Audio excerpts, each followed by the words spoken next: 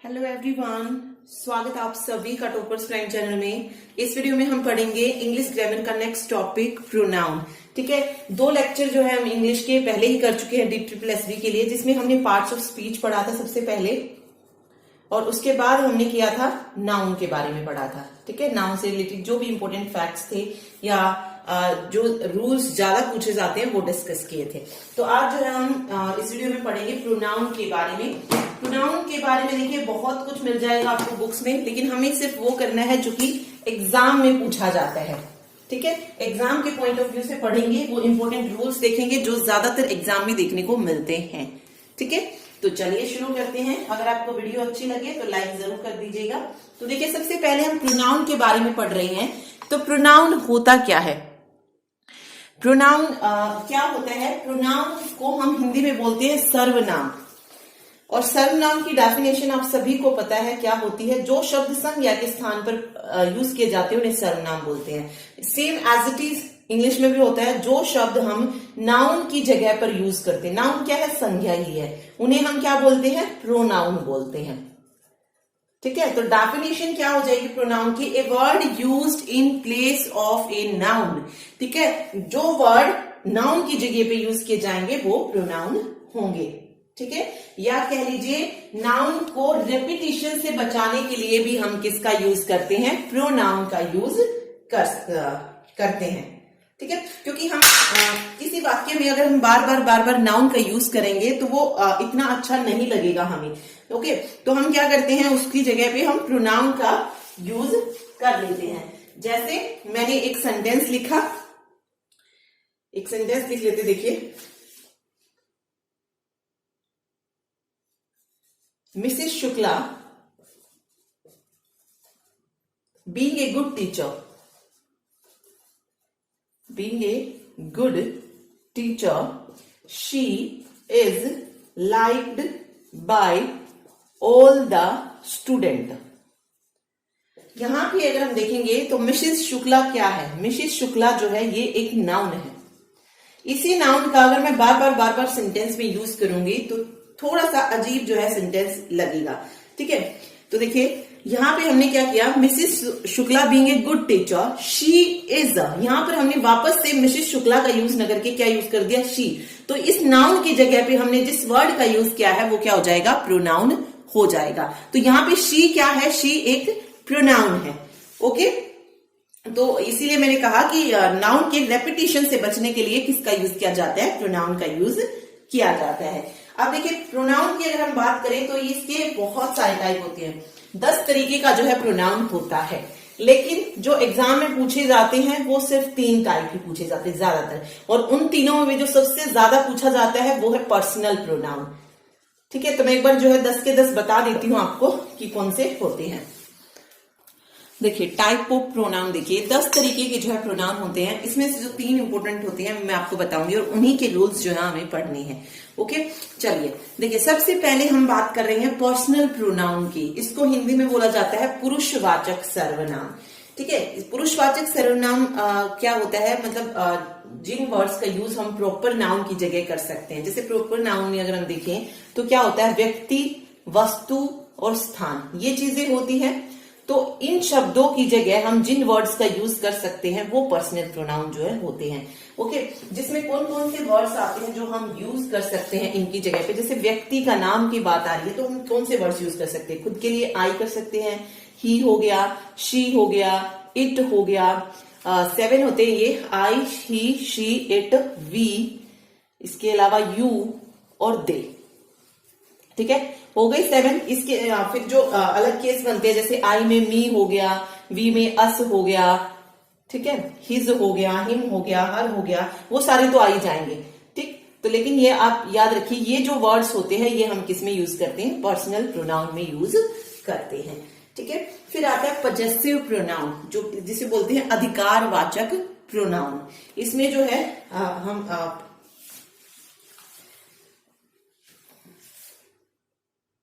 तो इसमें क्या होता है? अधिकार दिखाने के लिए, ठीक है, एक ऐसा प्रोनाउन जो इंडिकेट करता है पोजेशन या ऑनरशिप को, उसको हम पजेसिव प्रोनाउन बोलते हैं। इसमें देखिए कौन कौन से वर्ड्स यूज करते हैं, जैसे माइन यूज कर दिया, आवर्स, योर्स, ठीक है, हिज, हर्स, ये वाले जो शब्द यूज करते हैं ये किस में जाते हैं, पोजेसिव प्रोनाउन में। फिर आता है डेमोन्स्ट्रेटिव प्रोनाउन। डेमोन्स्ट्रेटिव का मतलब होता है संकेतवाचक सर्वनाम, संकेतवाचक, जिसमें मतलब किसी चीज को दर्शाने के लिए जिसका यूज करते हैं, जैसे दिस हो गया, ठीक है, दैट हो गया, दिस, दैट, दीज और दोज। अब इसमें देखिए दिस और दीज, इन वर्ड्स का जो यूज है वो हम कहां पे कर सकते हैं, दिस और दीज।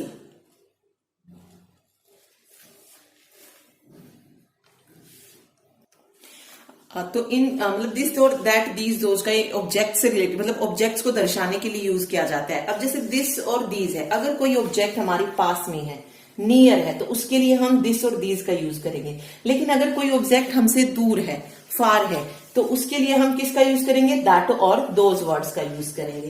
तो ये होता है डेमोन्स्ट्रेटिव, संकेतवाचक सर्वनाम जिसको बोला जाता है। ठीक है, चलिए फिर आता है डिस्ट्रीब्यूटिव। डिस्ट्रीब्यूटिव यानी कि व्यष्टिवाचक सर्वनाम। इसका मतलब क्या होता है, देखिए, तो इसमें जो है ग्रुप्स को सेपरेटली दिखाने के लिए, एक साथ दिखाने के लिए जो है कुछ वर्ड्स का यूज किया जाता है। ओके, तो इसमें जो वर्ड्स यूज होते हैं वो यूज होते हैं जैसे ईच हो गया, आइदर हो गया, नाइदर हो गया, एवरी हो गया, नन हो गया, एनी हो गया। ये कुछ वर्ड्स है जो कि डिस्ट्रीब्यूटिव में आते हैं। ओके, जो हमने अभी तक पढ़े उसमें जो मोस्ट इंपोर्टेंट है वो है पर्सनल प्रोनाउन अभी तक। ठीक है, फिर आता है रेसिप्रोकल प्रोनाउन। रेसिप्रोकल प्रोनाउन क्या होता है, पारस्परिक संबंध वाचक सर्वनाम। इसमें जो वर्ड्स यूज करते हैं वो होते हैं ईच अदर और one another. Each other, one another, ये दो वर्ड्स जो है इसमें यूज किए जाते हैं रेसिप्रोकल प्रोनाउन में। ठीक है, ईच अदर का अगर हम देखें, ईच अदर क्यों किया जाता है यूज, दो व्यक्ति या वस्तुओं के लिए यूज किया जाता है। और वन अनदर कब यूज करते हैं, जब दो से अधिक व्यक्ति हैं या दो से अधिक वस्तु हैं, तो वहां पर हम वन अनदर का यूज करेंगे। ठीक है, तो ये चीज इसमें याद रखिएगा। उसके बाद आता है रिफ्लेक्सिव प्रोनाउन। ये मोस्ट इंपोर्टेंट है, रिफ्लेक्सिव, निजवाचक सर्वनाम जिसको बोला जाता है। इसमें जो वर्ड्स यूज किए जाते हैं ये जैसे खुद के लिए यूज किए जाते हैं रिफ्लेक्सिव प्रोनाउन में। तो कौन से जो है वर्ड्स यूज किए जाते हैं, तो ये हो जाएंगे जैसे ये हो गया myself, ourselves, yourself या यूअर सेल्व्स। ये जो वर्ड्स आते हैं ये किस में आते हैं, रिफ्लेक्सिव में। जब सेंटेंस में जब सेल्फ वर्ड का यूज होता है तो वहां पर हम रिफ्लेक्सिव प्रोनाउन का यूज करते हैं। ठीक है, एम्फेटिक प्रोनाउन जो है जहां पर दबाव डाला जाता है, दबाव जहां पर डाला जाएगा, या ये कह लीजिए कि एम्फेटिक प्रोनाउन का यूज जो सब्जेक्ट होता है उस पर दबाव डालने के लिए यूज किया जाता है। जैसे he hurt himself हो गया, या you yourself are responsible for your problems। तो ये एम्फेसाइजिंग प्रोनाउंस जो हैं हो जाएंगे। ठीक है, इसमें भी जैसे हमने रिफ्लेक्सिव में पढ़े ना, myself, ourself, yourself, yourself, ये सारे के सारे जो है इम्फेटिक में भी यूज होते हैं। ठीक है, लेकिन जब बट कब, जब इन वर्ड्स का यूज जो मैंने बताया आपको, माई सेल्फ, आवर सेल्फ, जब इनका यूज सब्जेक्ट पर दबाव डालने के लिए यूज किया जाएगा तो वो एम्फेटिक प्रोनाउन में यूज होंगे। ओके, इनडेफिनिट प्रोनाउन मीन्स अनिश्चयवाचक सर्वनाम। अनिश्चयवाचक सर्वनाम जैसे एवरीबडी, समबडी। ठीक है, तो ये अनिश्चयवाचक में चले जाएंगे, नोबडी, एनीबडी, एवरीबडी, ये सब। रिलेटिव है एक इसमें मोस्ट इंपोर्टेंट, संबंधवाचक जो रिलेशंस को दर्शाएगा, जैसे हु, whom, whose, ये सारे वर्ड्स जो हैं रिलेटिव में जाएंगे। ठीक है, सेंटेंस को जोड़ने के लिए यूज किए जाते हैं। और सबसे लास्ट में आता है इंटरोगेटिव, पर्सनवाचक। इसमें भी जैसे हमने रिलेटिव में पढ़े ना, हु, whom, whose, which, ये सब यही वर्ड्स होंगे। देखिए रिलेटिव में क्या होता है, जो ये वर्ड्स मैंने आपको बताए, हु, whose, whom और which। रिलेटिव में ये वर्ड यूज किए जाते हैं क्या दिखाने के लिए, रिलेशन को शो करने के लिए, या ये कह लीजिए जोड़ने के लिए यूज किए जाते हैं। और इंटरोगेटिव में क्यों यूज किए जाते हैं, प्रश्न पूछने के लिए, क्वेश्चन पूछने के लिए जो है इन वर्ड्स का यूज करते हैं। ओके, तो सिर्फ अभी हमने ये जाना है कि किसमें कौन कौन से वर्ड्स यूज किए जाते हैं। अब आते हैं हम रूल्स पे। मोस्ट इंपोर्टेंट रूल्स हम इसमें पढ़ेंगे। देखिए तो सबसे पहले हम शुरू कर रहे हैं पर्सनल प्रोनाउन से। ठीक है, किससे शुरू कर रहे हैं? पर्सनल प्रोनाउन से, क्योंकि यही जो है इसमें सबसे मोस्ट इंपोर्टेंट है। 60 से 70% जो क्वेश्चन आते हैं वो पर्सनल प्रोनाउन से ही आते हैं। ओके, तो आज जो हम इसके ही रूल जो है इसमें देखेंगे ज्यादातर कि कौन कौन से रूल इसमें आते हैं। तो देखिए, पर्सनल प्रोनाउन यानी कि पुरुषवाचक सर्वनाम, इसमें जो है हम 3 तरीके के पर्सन यूज करते हैं। 3 तरीके के पर्सन कौन कौन से? फर्स्ट पर्सन, सेकंड पर्सन और थर्ड पर्सन। थर्ड पर्सन, ठीक है। फर्स्ट पर्सन में देखिए कौन कौन आता है।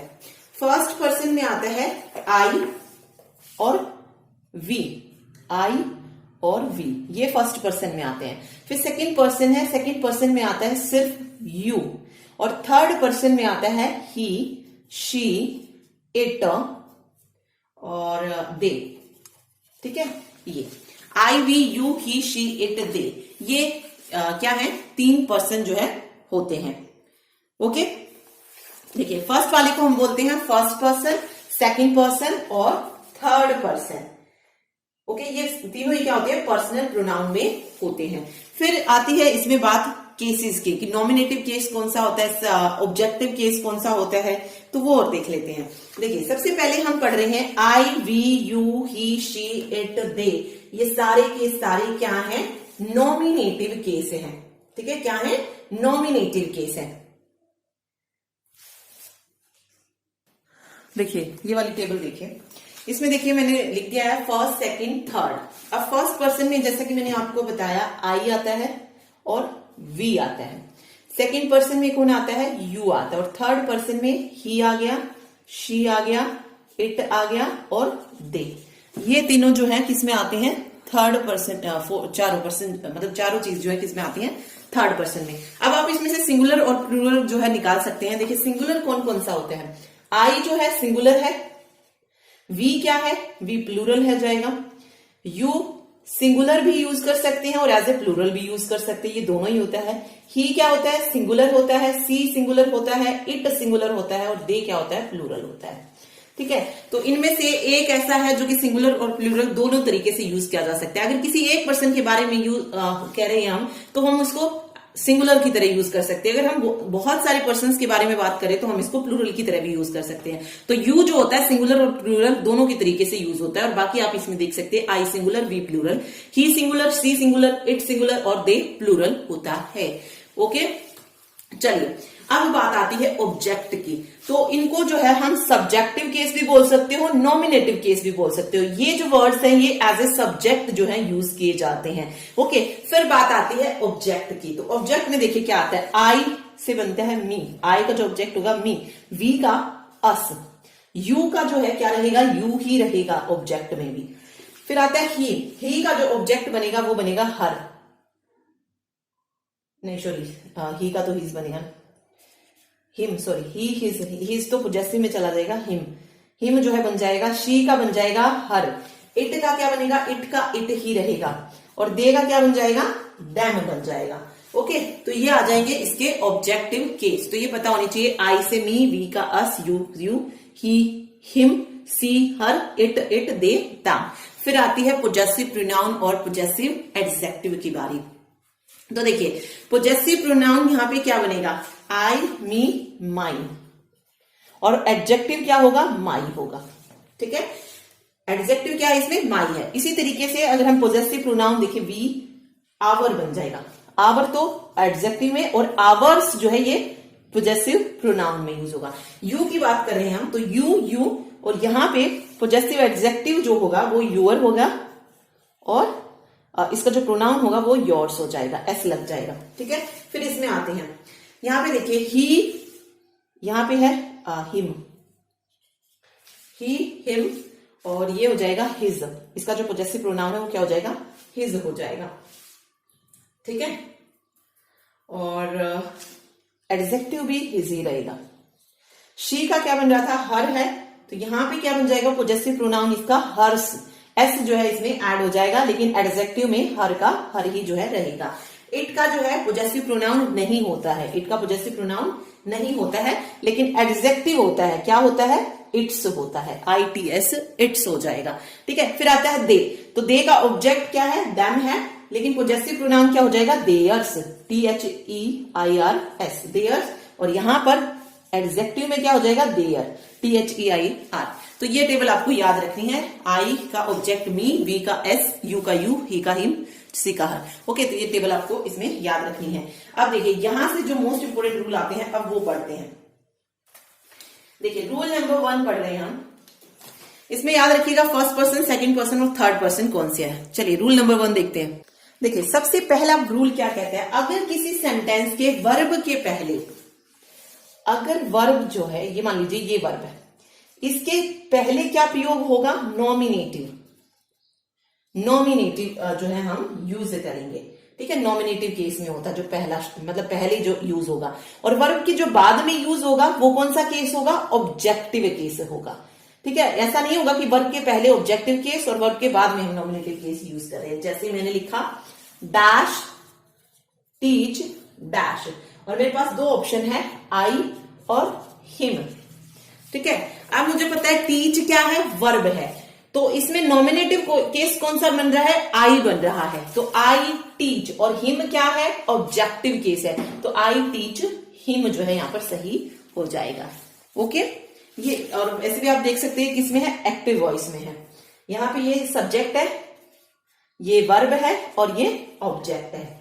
फिर इसको अगर हम पैसिव में चेंज करेंगे तो ये क्या हो जाएगा, हिम से क्या बनेगा, ही इज अ, टीच का क्या हो जाएगा, टॉट, बाय, और आई इस बार जब ऑब्जेक्ट बनेगा तो इसके बाद क्या बन जाएगा, मी बन जाएगा। आई का क्या बन जाएगा, मी, क्योंकि आई को इस बार हम किस उसमें ले रहे हैं, ऑब्जेक्ट की फॉर्म में ले रहे हैं, मतलब ऑब्जेक्टिव केस में ले रहे हैं। तो वर्ब के बाद ऑब्जेक्टिव केस का, मतलब वर्ब के बाद ऑब्जेक्टिव केस आएगा और वर्ब के पहले सब्जेक्टिव केस आएगा। ओके, सिंपल सा रूल था ये।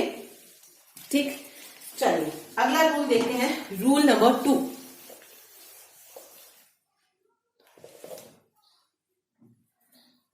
रूल नंबर 2 क्या है, देखिए जब बहुत से प्रोनाउन एक ही सेंटेंस में यूज हो, बहुत से क्या प्रोनाउंस, जैसे मैंने लिखा I, you and he shall study for the exam, for the exam, क्या ये सही है। इसमें अगर आप देखेंगे तो प्रोनाउंस इसमें यूज हो रहे हैं आई, यू एंड ही। तो जब भी बहुत सारे प्रोनाउन इस तरीके से आते हैं एक ही सेंटेंस में, तो हम उनको किस क्रम में लगाते हैं, 2-3-1। 2-3-1 यानी कि पहले सेकंड पर्सन को लगाएंगे, फिर थर्ड पर्सन को और फिर फर्स्ट पर्सन को। अब इन तीनों में देखिए सेकंड पर्सन कौन सा है, यू, तो सेंटेंस किस तरीके से आएगा, यू, और उसके बाद थर्ड पर्सन कौन सा है, ही, तो you, he, and first person क्या है, आई। तो ये ऐसे लिखा जाएगा, you, he and I shell study for the exam. ठीक है, तो यू, ही एंड आई जो है करेक्ट हो जाएगा और ये वाला जो है गलत हो जाएगा। तो ये मोस्ट इंपोर्टेंट रूल है इसका, 2-3-1 वाला। ठीक है, ओके।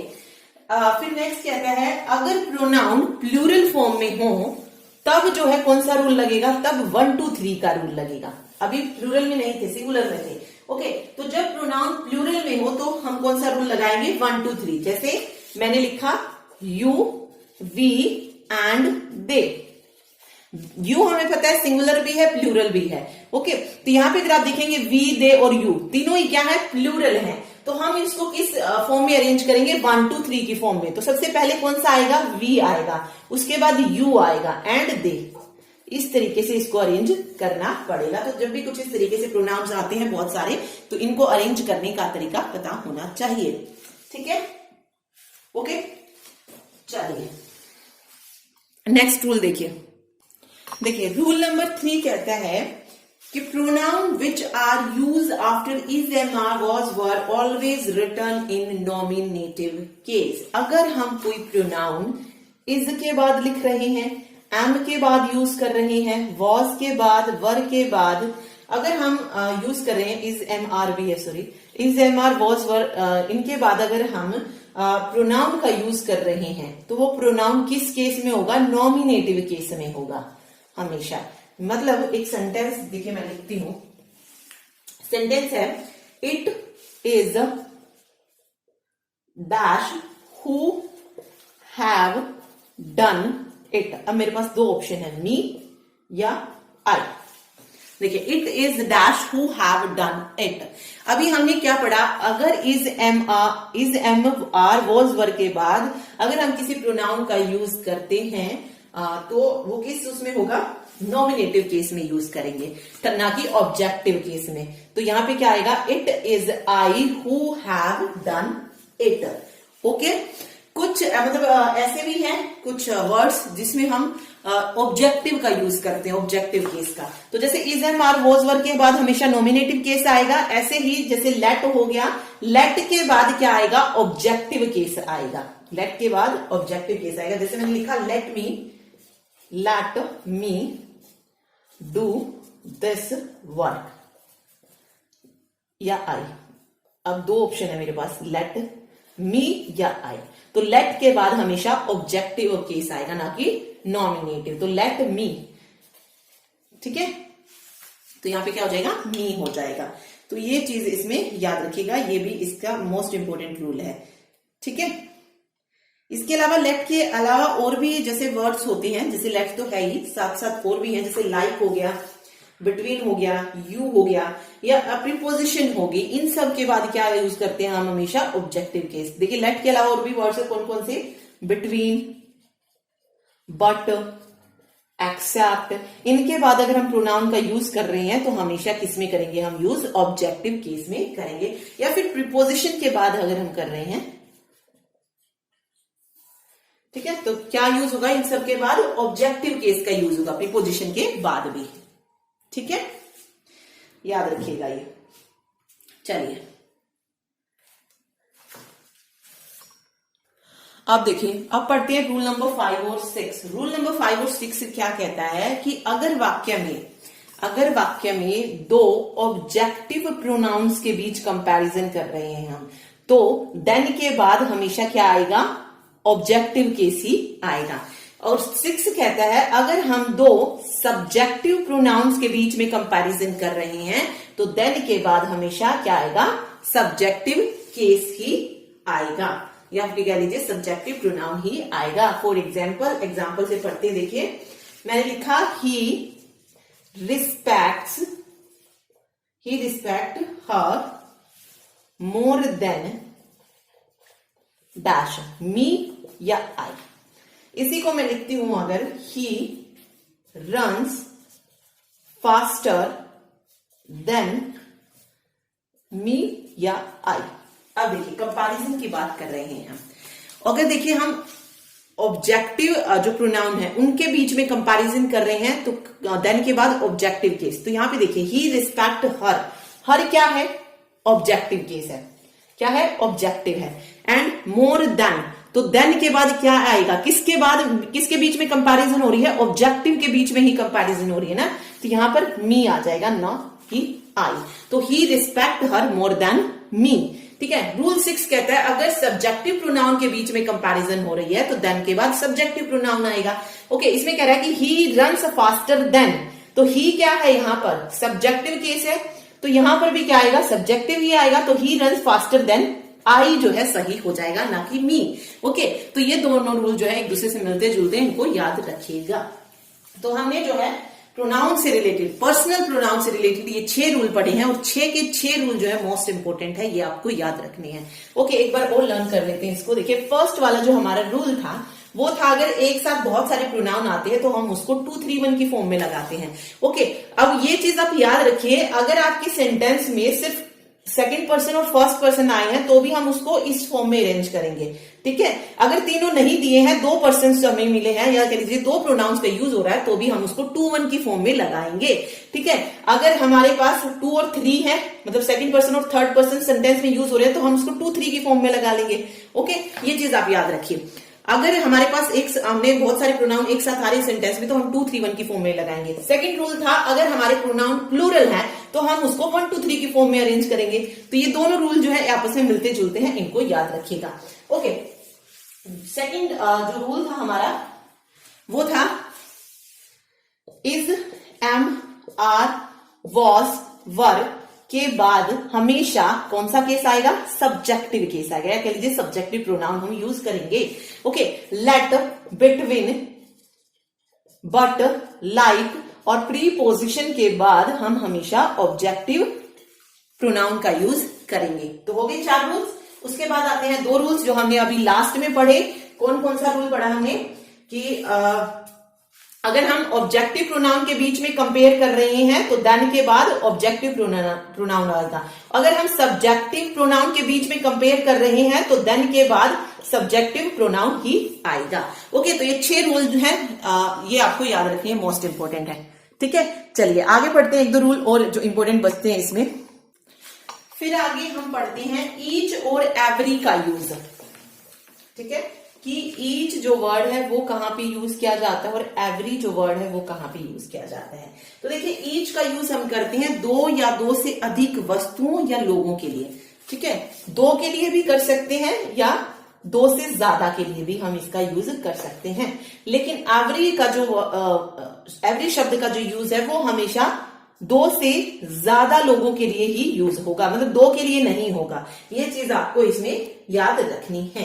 ओके, जैसे मैंने लिखा dash of the 2 friends come, dash of the 2 friends से कम। तो यहां पे ईच आएगा या एवरी आएगा? क्योंकि यहां पे 2 के लिए बात हो रही है तो ईच जो है यहां पर सही रहेगा। Each of the 2 friends come. अगर यहीं पे लिख दी each of the 10 friends come, तो यहां पर ईच भी है, आ सकता है, और एवरी भी आ सकता है।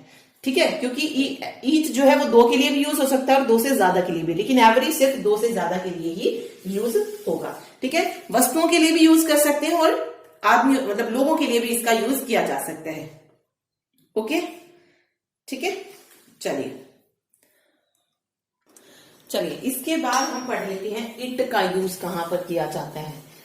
देखिए, इट का जो यूज है वो हम यूज करते हैं जानवर, निर्जीव जो चीजें होती है, देश या शिशु के लिए जो है इनका यूज किया जाता है। इट का किस किस के लिए यूज करते हैं? देखिए, किसी कंट्री के नेम के लिए हम इसका यूज कर सकते हैं, देश के लिए, या किसी जानवर के लिए इस वर्ड का यूज किया जा सकता है, या फिर कोई भी निर्जीव अगर चीज है तो उसको शो करने के लिए हम इट का यूज करते हैं। शिशु के लिए इसका यूज किया जाता है। ओके, जैसे मैंने लिखा America is a developed country. America is a developed country. ठीक है, फिर मैं लिख रही हूं America is a super power. America is a super power. तो यहां पे अगर आप देखेंगे एक सेंटेंस में मैंने अमेरिका ऑलरेडी यूज कर लिया है, तो मैं इसकी जगह पे कौन सा वर्ड यूज कर सकती हूँ? अमेरिका की जगह बार बार अमेरिका को यूज ना करने की बजाय मैं कौन सा वर्ड यूज कर सकती हूँ? इट का यूज कर सकती हूँ। तो जैसे मैंने लिखा ना, America is a developed country, it is A super power. तो देश के नाम की जगह पे हम किसका यूज कर सकते हैं? इट का यूज कर सकते हैं। ओके, इट का बहुवचन में अगर हमें दिखाना है चीज, मतलब प्लूरल फॉर्म में दिखानी है, तो हम इट के लिए यूज करते हैं दे का। किसका यूज करते हैं? दे वर्ड का जो है यूज किया जाता है। तो कह सकते हैं इट का बहुवचन हम कौन सा यूज करते हैं? दे। ठीक है, जैसे मैंने लिखा Sri Lanka and Pakistan are developing countries. अब मैंने 2 कंट्रीज के बारे में बात की, श्रीलंका एंड पाकिस्तान। ओके, तो मैं यहाँ पे प्लूरल फॉर्म में लूंगी, तो वहां पर मैं इट का यूज न करके किसका यूज करूंगी? दे का, कि they are facing internal terrorism. ठीक है, तो वहां पर हम इट का नहीं दे का यूज करेंगे, क्योंकि यहाँ पर 2 कंट्रीज के बारे में बात हो रही थी। प्लूरल फॉर्म हमें इसकी यूज करनी पड़ेगी, इट की। ओके, तो इस तरीके से हम इट की प्लूरल फॉर्म दे का यूज करेंगे। तो याद रखिए, इट का यूज देश, जानवर, निर्जीव या किसी शिशु के लिए जो है हम यूज करते हैं। ओके, इसके अलावा और जगह भी जो है इट का यूज किया जा सकता है, जैसे टेम्परेचर शो करना हो। ठीक है, जो तापमान होता है, या टाइम हमें शो करना है, वेदर के बारे में अगर हमें बताना है तो हम किससे बताएंगे? इट से। डिस्टेंस हमें बताना है, तो जैसे इट इज रेनिंग, तो यहाँ पे रेनिंग के साथ इट का यूज होगा। इट इज विंटर सीजन अगर जब हम बता रहे हैं तो ये आ जाएगा। इट इज मॉर्निंग, टाइम है तो इट इज 6 o'clock। इस तरीके से इन सभी के साथ इट का जो है यूज होता है। It is Monday. ठीक है, ओके, तो ये इट का यूज जो है यहाँ पे होता है। अब बात आती है दिस का यूज भी, तो हम इन सभी चीजों के लिए कर सकते हैं, दिस और इट।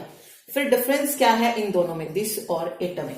देखिए दिस का यूज जो है हम किसी व्यक्ति वस्तु जो भी है इनमें जब ये हमारे पास होती हैं उनका बोध कराने के लिए करते हैं। जैसे दिस इज ए बुक, है तो निर्जीव बुक लेकिन दिस इज ए बुक कि वो हमारे पास है तो इसीलिए नियर में जब चीज होती कोई तो हम उसके लिए लिखते हैं this is a book, this is a pen, ठीक है, इस तरीके से।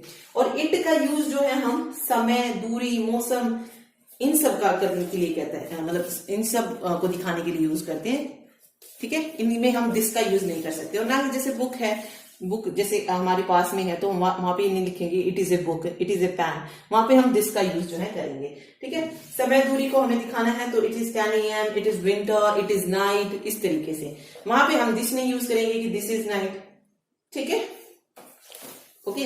तो ये चीज आप इसमें याद रखिएगा। चलिए ओके, तो देखिए पर्सनल प्रोनाउन तो हमने पढ़ लिया, जो इंपॉर्टेंट रूल बनते थे वो सारे जो हमने कर लिए हैं। सॉरी, सेकंड जो बनता है इंपॉर्टेंट वो है रिलेटिव प्रोनाउन, ठीक है। कौन सा है? Relative pronoun. तो इसमें 3 रूल आते हैं जो कि मोस्ट इंपॉर्टेंट है। रिलेटिव प्रोनाउन मैंने क्यों बताया था, जो जोड़ने का काम करते हैं जो प्रोनाउन उनके लिए हम जो है यूज करते हैं इनको, ठीक है। कौन से पढ़े थे हमने इसमें रिलेटिव प्रोनाउन में? हु, होम, विच और दैट, व्हाट, ठीक है। नहीं sorry, who, whom, whose, which, that, which, whose,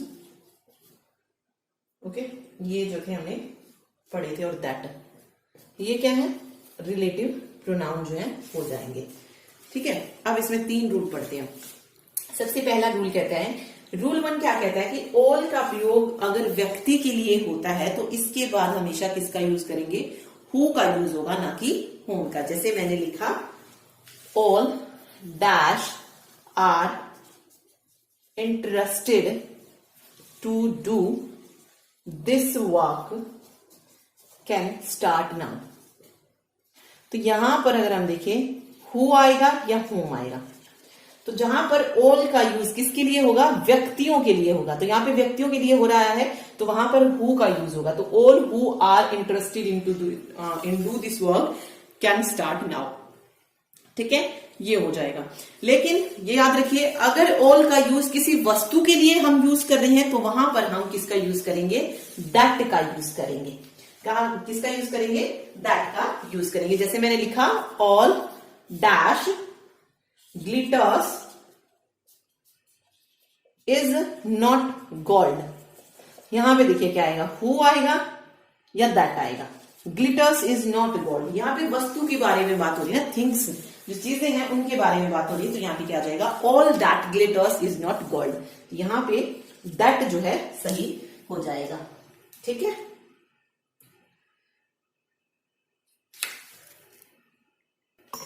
इसके अलावा कुछ और वर्ड्स जिनके बाद दैट का यूज होता है वो हैं, जैसे एवरीथिंग। एवरीथिंग के बाद हम किसका यूज करते हैं? दैट का यूज करते हैं।